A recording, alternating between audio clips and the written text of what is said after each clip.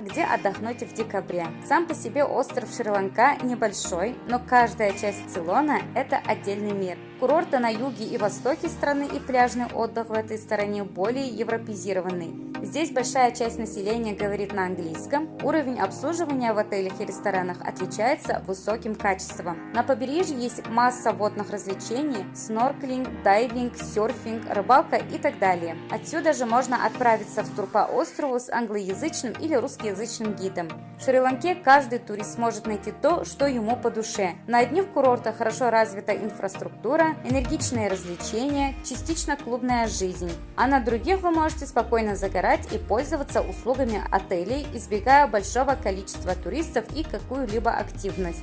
Декабрь – отличный месяц для посещения острова. Самые популярные курорты в декабре – это город Коломбо. Коломбо – один из самых больших городов Шри-Ланки. Коломбо – это отличное место познакомиться с реальной жизнью Шри-Ланки. В сочетании трущоб на въезде в Коломбо и шикарных отелей, старые автобусы и тук-туки вперемешку с люксовыми машинами, дорогие рестораны и кафе для самых бедных слоев населения с традиционной едой, рисом и карри. В Коломбо вы найдете большой выбор экскурсий, зеленые парки для прогулок, оазис среди асфальта и бетона, рынки и торговые центры.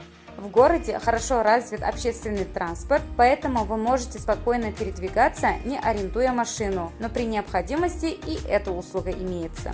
Пляж в Коломбо. Есть несколько живописных пляжей. Это на случай, если вы захотите передохнуть. Однако купаться в черте города не стоит. Вода не отличается особой чистотой. Заселиться сможете в отель и гестхаус. Что касается бюджета, чем заняться тут найдет и богатый турист, и путешественник с ограниченным бюджетом. Город Негомбо подойдет для туристов, которые не стремятся к лежанию на пляже, а предпочитают активность. Сам город позиционирует себя как рыбная столица острова. Негомбо хоть и считается популярным местом отдыха, и многие туроператоры активно продают туры сюда, однако город лучше посетить как перевалочный пункт между другими курортами. Береговая линия не всегда чистая, вода может быть мутной, а песок с мусором. В Негомбо много достопримечательностей, интересных построек, причем большинство населения этого города католики, поэтому вы можете посетить красивые храмы с многовековой историей. Большая часть путешественников использует этот город только для того, чтобы определиться с маршрутом дальнейшего пребывания на острове, и бывает здесь не дольше суток.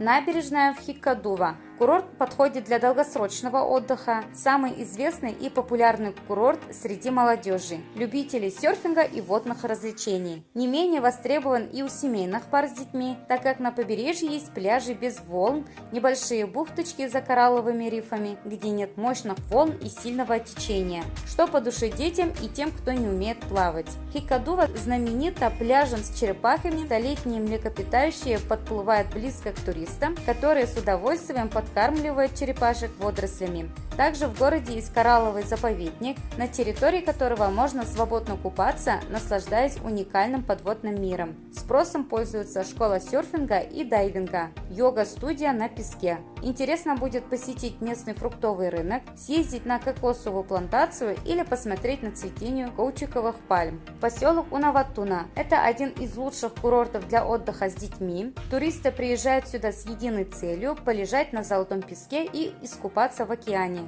Унаватуна – излюбленное место для семей. Здесь одна из самых комфортных температур воды. Она практически совпадает с температурой воздуха около 27 градусов, нет волн, хорошо обустроена береговая линия. Отличное место для отдыха с маленькими детьми. Вдоль берега расположены отели и рестораны с местной и европейской едой. В 15 километров от поселка находится старинный город Галле. Интересное место для однодневной экскурсии.